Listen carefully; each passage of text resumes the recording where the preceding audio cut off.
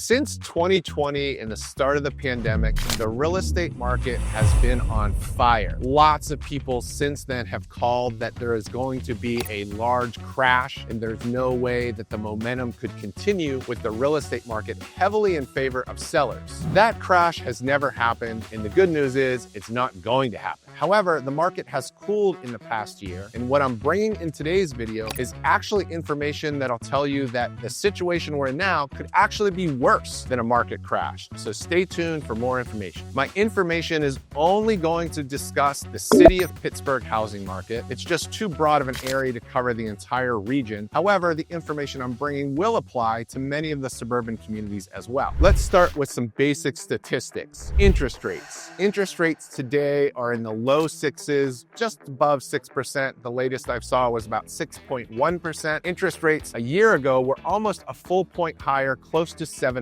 Another key statistic to hone in on is inventory. What are the inventory levels today versus a year ago? Well, we use a statistic called months of inventory, how many months it would take for the current inventory to sell. And so right now we have 5.9 months of inventory, which is pretty high compared to what it's been. A year ago, it was 4.9 months of inventory. And another key statistic related to inventory is how long do those homes last? And today we're seeing an average days on market around 73 days of on market for a home to get listed and then sell. And 1 year ago, it was lower at 53 days on the market. Another useful statistic is looking at the total sales volume. And in January of 2026, in the city of Pittsburgh, there was $33.5 million worth of transactions that took place. A year ago, there was $35.8 million of real estate that was transacted in January of 2025. Let's look at prices. So right now, the sales price to list price ratio is at 93.5% in the city of Pittsburgh. In a year ago, that sales price to list price ratio was a little higher. It was up to 97% of the sales price to list price ratio. And the final stat that I'll throw at you is the median sales price. Right now in 2026, the median sales price is $192,500 for homes transacted in the city of Pittsburgh. A year ago, that median sales price was $207,000.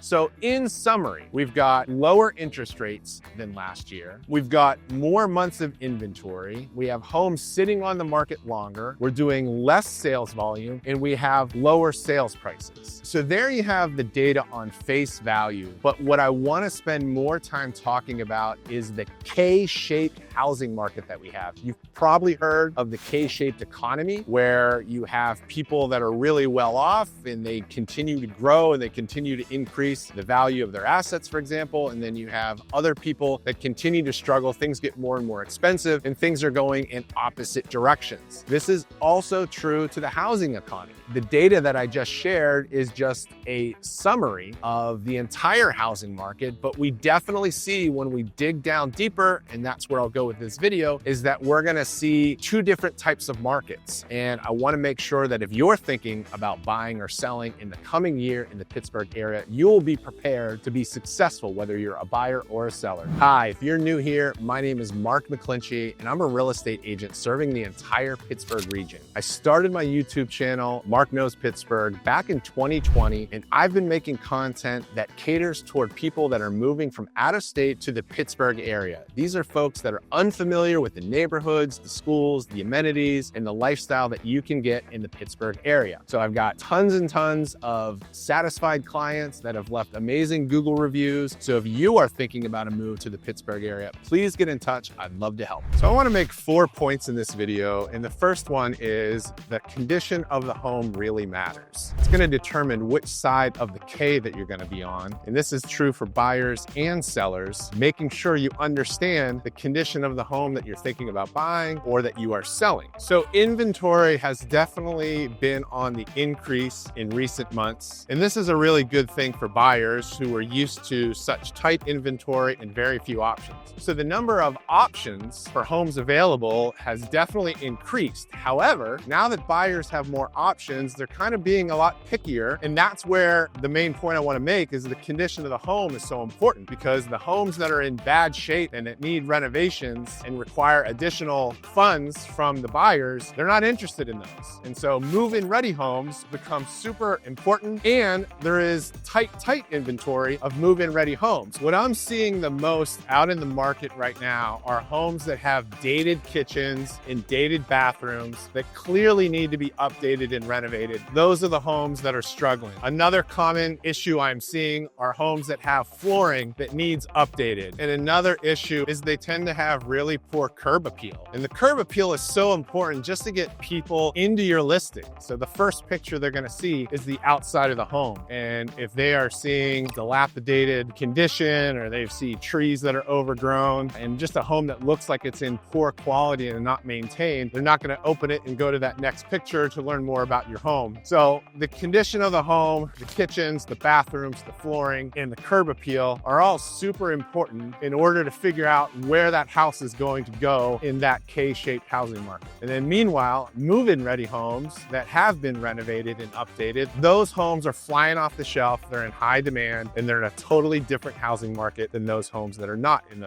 that condition. The second main point I want to make is about location. A lot of buyers have heard that the market is softening, and they are incorrectly assuming that they're going to have leverage no matter where they go to look for a home. Sellers, on the other hand, in some cases are thinking that inventory is low in their immediate area and that they're always going to be protected due to low inventory. So both of these assumptions are obviously incorrect in the current market, and real estate is hyper-local. That's the one point that I really want to make people understand if they're going to be participating in the real estate market. Is you can look at all the data that you want, but really you need to get a real estate expert to pull the data for your specific neighborhood. So if you are looking for places where you will have leverage, you're going to want to look at those neighborhoods where the median priced home is on the lower side. You're going to look for longer days on market, and demand for those neighborhoods isn't quite as high as other high demand neighborhoods. And those are the places that you're going to find where you'll have a lot of leverage as a buyer. And if you're a seller in one of those areas, there are ways that you can insulate yourself by making sure you're in one of those move-in ready homes and take advantage of the buyers that think they might have some leverage. But if you are able to find neighborhoods and homes where you have leverage as a buyer, you might be pleasantly surprised that not only will you be able to negotiate a fair purchase price, but in addition to getting a lower price, you'll also be able to make sure you do full inspections. Any repairs that are needed, you'll be able to negotiate those. We're also seeing opportunities for buyers to negotiate seller assistance for the seller to cover some of the buyer's closing costs. We're also seeing opportunities for buyers that have a home to sell. This is really important for my out-of-state clients that might try to sell their home at the same time. And home sale contingencies are available with some homes depending on the conditions of the market at the time you make an offer. I have noticed a lot of locations that have great walkability across all price points. So if you're looking for a walkable neighborhood, it's probably going to be a more competitive situation for you. The third point that I want to make is advice for buyers. I don't see it changing a whole lot in the coming year. So I think the place that we're in now is going to continue. It is a challenging market to read. I think the mistake that a lot of buyers are making is that they are assuming that the right house will just get cheaper, that if they just wait long enough, and I don't think that's necessarily happening. The most important thing to understand as a buyer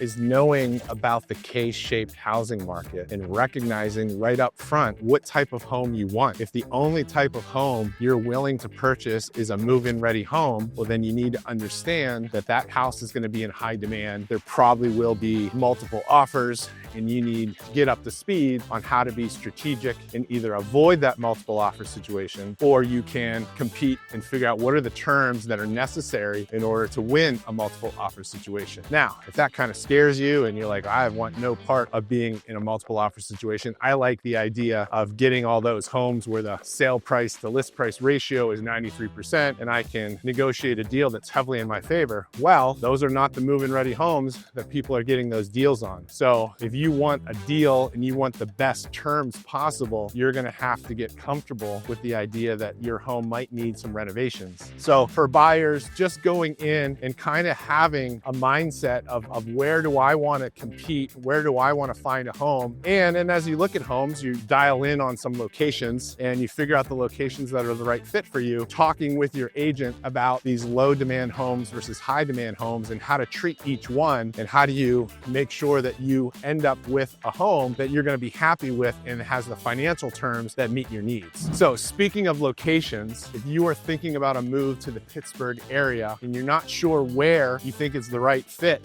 for you, I have a great resource for you. It's available down in the comments, or there's a QR code that you can use if you're watching on a TV or computer. Hit that with your phone and you will get a free instant access to my relocation guide, chock full of information about the lifestyle and amenities in the Pittsburgh area. And then I go community by community and detail the housing markets, the school district, and any information that's important to living in those communities. So that's just a start. Download that relocation guide. If you have any questions with it, please reach out. Be glad to help. The final point that I want to make in this video is advice for sellers. There was a time not long ago where it really didn't matter what the condition was of your home. We had single digits days on market. And so the seller really didn't need to think about all the things that are in this video, but now it's different. So if you are a seller, the first thing you want to look at is the condition of your home and meet with an expert real estate agent like myself, particularly one that understands buyer psychology like I do, working with so many buyers, and figure out what side of the K-shaped housing market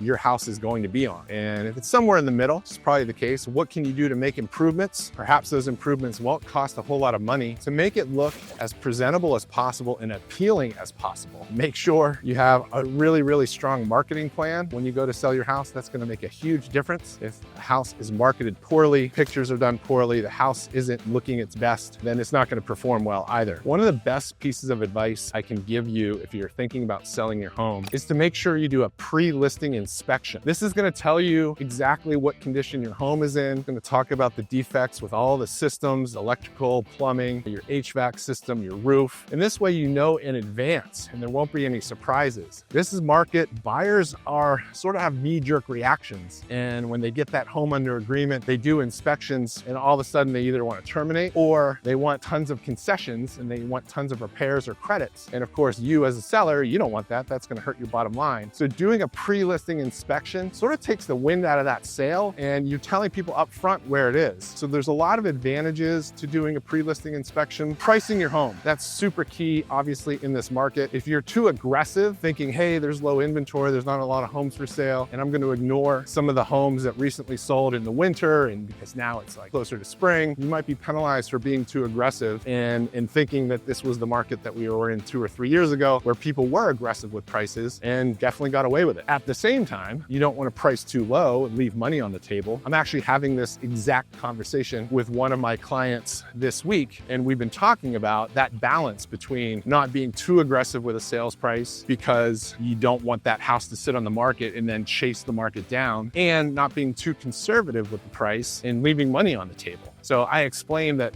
I found some really good comparable properties that recently sold in her neighborhood, and I was showing her those, but the challenge was they were all in the last few months when the market was a lot softer. And now that we're heading towards spring, the market is going to pick up. But the challenge is you try to think that your house is going to perform better at a higher rate and you're going to jack the price up 30, 40, 50K higher than what those homes sold for. I think there's a big risk there. Ultimately, she decided to price it even with those other homes, and we'll be listing very shortly. And the goal will be to attract as much demand as possible. And hopefully that'll maximize how many people get inside the house, and that lower price will ultimately maybe lead to a much higher price if we're able to get multiple offers and high demand for that property. So on one hand, the good news is the Pittsburgh real estate market is not crashing. But the bad news is it's super difficult to read and understand if you're the average consumer navigating the market. Really important to understand that K-shaped housing market and which side of the K you're going to be on. So if you are thinking about buying or selling in the Pittsburgh area, please reach out. I'd be glad to help. You can schedule a call, send me an email, send me a text. We can talk about your needs and your goals, talk about the neighborhoods that are the best fit. Thank you for watching, and welcome to Pittsburgh.